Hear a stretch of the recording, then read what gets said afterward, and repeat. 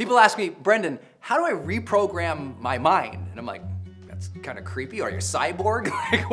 Why did somebody one time like ninjutsu your brain and hypnotize you into thinking something horrible? Like, why do you need to reprogram anything? Most adults don't need to reprogram something. They just need to program it for the first time.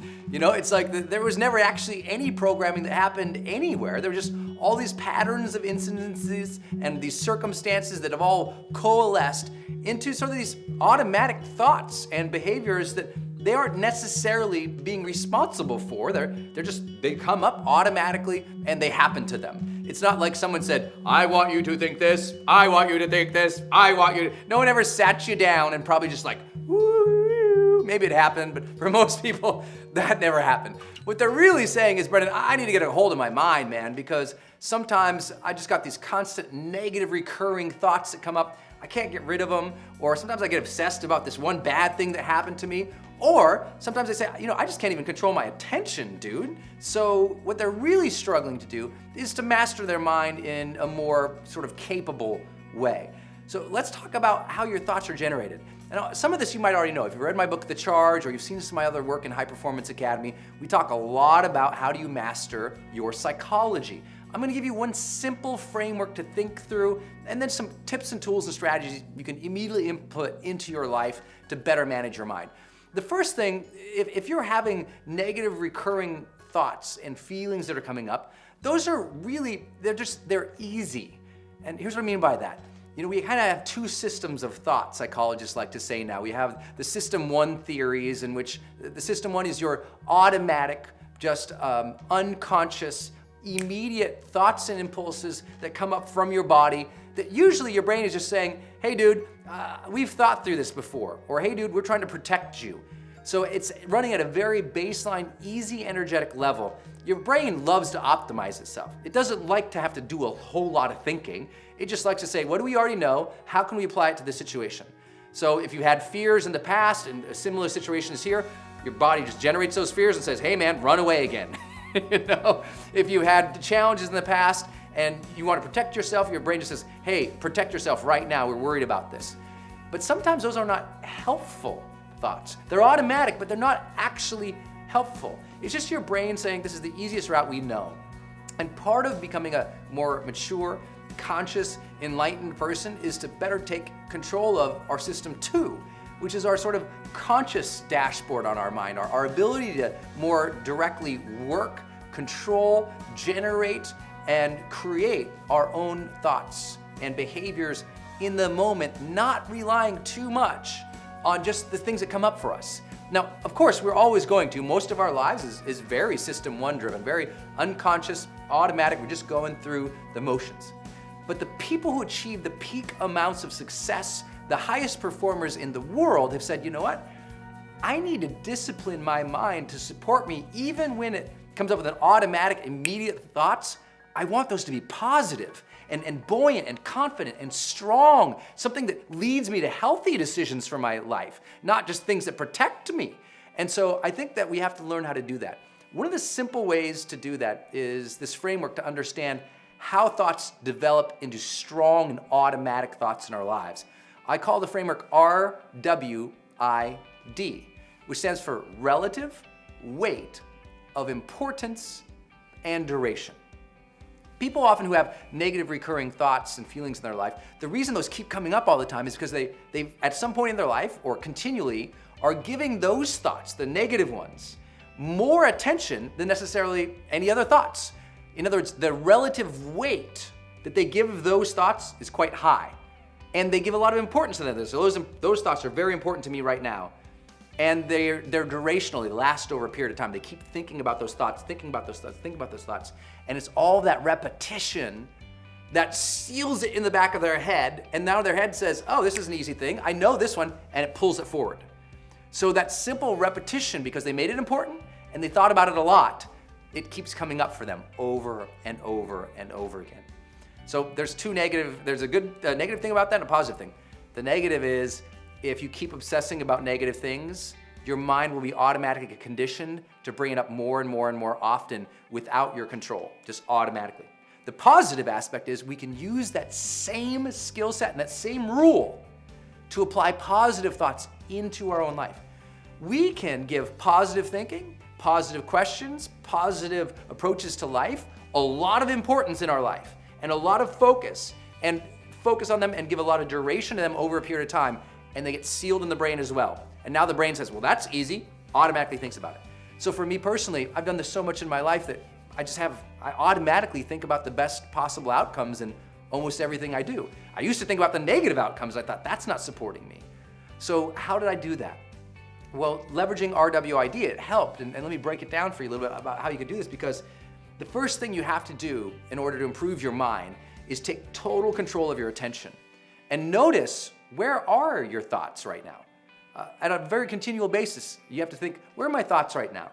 Are they supporting me, or are they automatically coming up negative and self-protective in ways that are not advancing my life? Just to be aware, to be conscious of what's going on in your body, in your sense of feeling and emotion, and the sense of the thoughts you're actually having. Just start paying attention. You know, for a lot of people, because they've never done this before and it's hard to remind them to do it, it's like simple. Here's what I want you to do. Just start paying attention to your thoughts anytime you're in line. Anytime you're in line from now on. If you're in line at Starbucks, just say, I'm in line at Starbucks. Brendan said, think about my thoughts. What are my thoughts saying right now?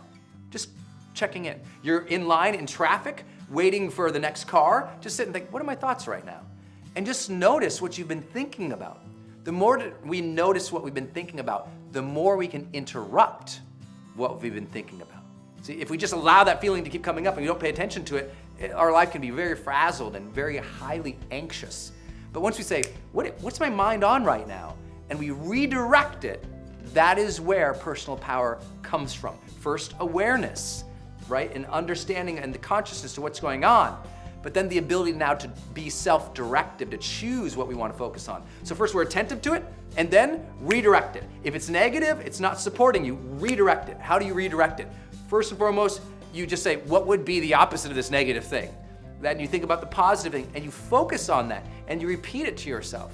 For many people, that might include closing their eyes, just visualizing a more positive outcome. Thinking about the more positive outcome. Thinking about the more positive outcome. Thinking about the more positive outcome. Focusing on it with their eyes closed. And that visualization of a more positive outcome, of how things could turn out well, or how the situation could be better, or even just what are the next steps I should take. Visualizing that and assigning a high amount of importance and duration to it, meaning making that thing important to us by making it, how do you make something important? You give it a sensation. You feel that thing. You sense it. You sense what your next step would be. You sense how it would feel if the outcome would be better. How would it feel emotionally, psychologically, spiritually for that thing to be happening? Allow it to have a lot of emotion to it. Pay attention to it. Your eyes closed, you see that thing, you feel it, you sense a different step, you know what you're gonna do, you pay attention to it, and you keep focusing on that, just over a period of minutes. Keep focusing and keep focusing and focusing. When your mind automatically wants to go back to the easy, which might be negative, you go, no. I'm not into easy right now. I'm into conditioning my mind. Focus, focus, focus, focus. Give attention, duration, and sensation to it. Attention, duration, sensation. Attention, duration, sensation. Visualization, visualization, visualization.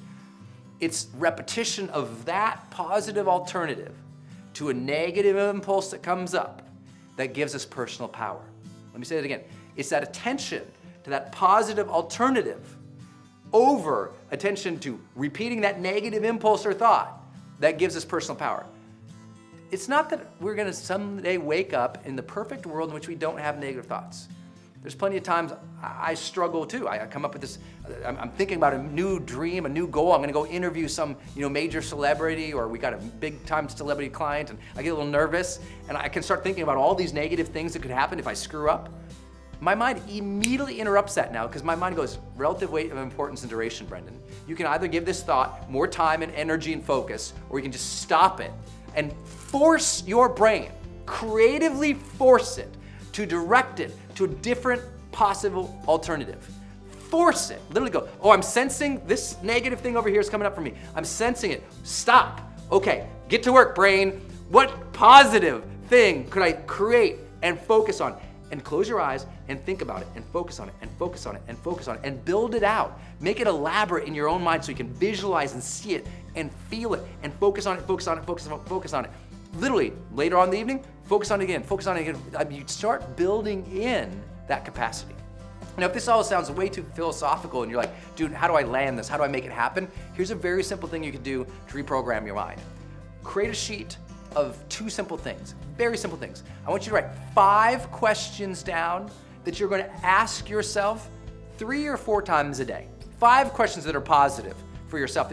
Every day, you're going to wake up in the morning, you're going to read these questions to yourself, you're going to answer them. You're going to read them, you're going to answer them every morning. Then at lunch, read the questions, answer them. At night, read the questions, answer them. These can be questions like, what can I feel incredibly grateful for right now? How could I surprise or flirt with somebody right now?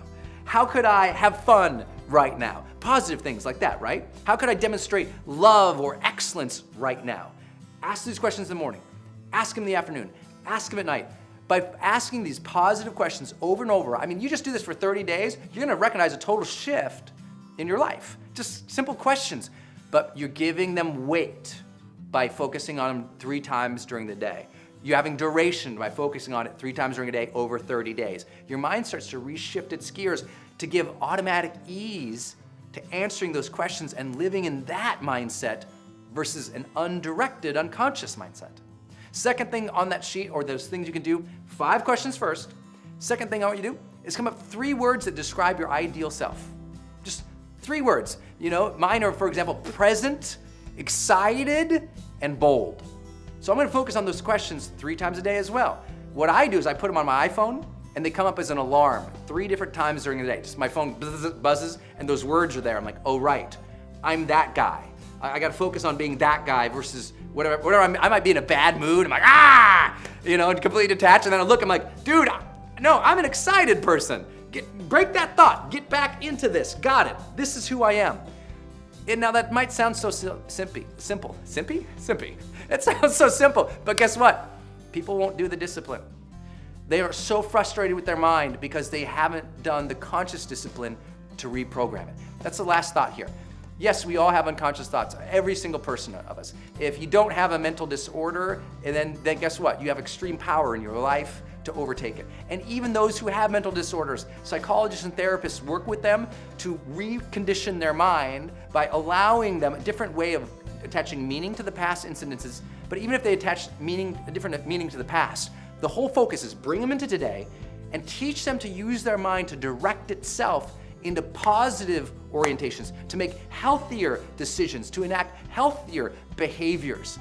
If you can just focus on getting more attentive to what you're feeling and then do these thought exercises, what questions, who do I want to be, and you do that over and over again, everything changes. Last thought, our unconscious and our mind is incredibly programmed not just by thought, which is what I've been talking about, relative weight of importance and duration, focusing our attention on what questions we would ask ourselves, what positive alternatives can we create for ourselves, what labels can we create for ourselves to support us. But our mind also is incredibly conditioned by action, behavior. You've heard the term like fake it till you make it. I don't love that. I'd rather just say, you know what, just be authentic over and over and over and over again, right? If you take action on a consistent basis, it teaches your mind to do that. So do things that are positive for yourself. Take bolder actions. Teach yourself, I'm just gonna be confident, just for no other reason. Watch my video on being confident here on YouTube. I want you to really think about this. The more that you take action, the more your brain gets automatically conditioned to understand that's what we do. Hey man, that's just what we do. We just react to bad situations like this, because that's how we've done it. You can actually condition your mind without doing any thought other than just behaving in a more positive manner. And suddenly you find yourself thinking more positively. I know it sounds duplicitous, but word is duplicitous? I think it's word. Sounds good. Good word. It's like a $10 word right there. That's a big word for a Montanan. But I really want you to think about that. Your actions condition your mind as much as your recurring thoughts condition your mind. So be a person of good, positive thinking.